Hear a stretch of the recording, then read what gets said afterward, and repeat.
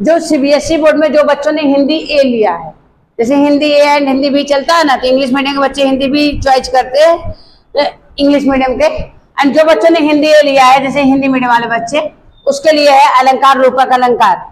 तो आप लोगों में रूपक अलंकार, उपमा अलंकार, अतिशयोक्ति, उत्प्रेक्षा, मानवीकरण, 5 अलंकार के बारे में बच्चों आएगा। तो यहाँ पर मैं आप लोग को रूपक अलंकार का बताती हूँ।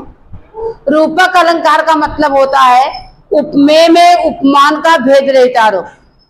मतलब यहाँ पर उपमेय और उपमान में कोई भी अंतर नहीं होता है, उसको बोलते हैं बच्चों रूपक अलंकार। उपमेय का मतलब जिससे तुलना की जाए जिसकी, और उपमान का मतलब जिससे की जाए, उसको हम बोलते हैं उपमान। तो यहाँ पर उपमेय और उपमान को एक ही मान लिया जाता है, उसको हम रूपक अलंकार बोलते हैं। उपमेय में उपमान का भेद रहित आरोप हो, भेद रहित आरोप हो, मीन्स उपमेय और उपमान में कोई अंतर नहीं होता, और उपमान में कोई अंतर नहीं होता, कोई अंतर नहीं होता। मतलब पहले कोई दूसरा मान लिया जाता है। उपमेय और उपमान में कोई अंतर नहीं होता, उसे क्या बोलते हैं बच्चों? रूपक अलंकार बोलते हैं, उसे रूपक अलंकार कहते हैं, उसे रूपक अलंकार कहते हैं। अब उपमेय और उपमान, बहुत सारे बच्चों को प्रॉब्लम्स होती होगी, उपमेय और उपमान है क्या?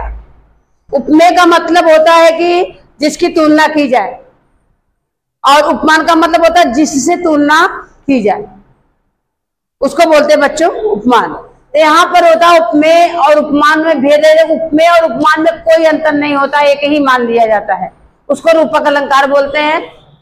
उदाहरण जैसे देखिए, उदाहरण बहुत ही इजी आपको बता जाएगा। पायो जी मैंने राम रतन धन पायो, पायो जी मैंने राम रतन धन पायो, ये मीराबाई की मतलब पदावली कविता है, और बच्चों को याद भी रहेगा, इसलिए आपको ये उदाहरण बताया जा रहा है। पायो जी मैंने राम रतन, ये जो राम रतन है एक धन है, ठीक है ना, तो उसको सेम ही मान लिया गया। अगला उदाहरण से बंदो गुरुपद पदम परागा, बंदो गुरुपद पदम परागा, रामचरितमानस की चौपाई है, सुजस सुभाष सरस अनुरागा, यहाँ पर भी एक ही मान लिया गया है। और जैसे देखिए राम, भगवान राम को बताया है राम चंद्र, रामचंद्र, रामचंद्र है, क्या है? रामचंद्र, रामचंद्र है। राम कैसे हैं बच्चों? रामचंद्र है। राम को यहाँ किसके समान बताया गया है? रामचंद्र। अब कट कर, जिससे तुलना की जाती है, एक ही मान लिया जाता है। तो राम जो है किसके है? रामचंद्र है। राम कैसे हैं बच्चों? रामचंद्र, कि बने भगवान राम को ही क्या माना गया है? रामचंद्र, रामचंद्र है, रामचंद्र माने राम क्या है? रामचंद्र है, ठीक है। तो दूसरे जो पहला वाक्य है दूसरा मान लिया जाए, दूसरा वाक्य पहला मान लिया जाएगा, इसमें कोई भी अंतर नहीं होता। उपमेय और उपमान का मतलब समझा ना, कि मतलब कि जिस तुलना की जाए और जिस बात से तुलना की जाए उसको बोलते हैं। यहीं पर इसका डेफिनेशन हो गया। तो इसको बच्चों थोड़ा सा अंडरस्टैंड कीजिए। और सीबीएसई बोर्ड में सबसे पहले हम ओरल में थोड़ा देखते हैं। अतिशयोक्ति का मतलब होता है जहां किसी बात को बढ़ा चढ़ा कर बताया जाए, किसी वस्तु को, किसी व्यक्ति को, किसी घटना को बहुत बढ़ा चढ़ा कर बताया जाए, समझ रहे हो ना? जैसे पानी परात को हाथ छुयो नहीं, नैनन के जल सो पग धो। मतलब यहाँ कृष्ण जी हैं, सुदामा जी गए हैं, बताया गया है कि उन्होंने जल को छुआ तक नहीं, टच नहीं किया, पानी जो परात थाली रहती है, और इतना मतलब आंसू आया कि पूरा भीग गया।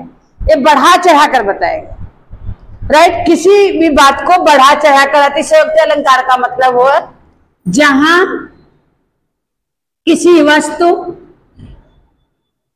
वस्तु, व्यक्ति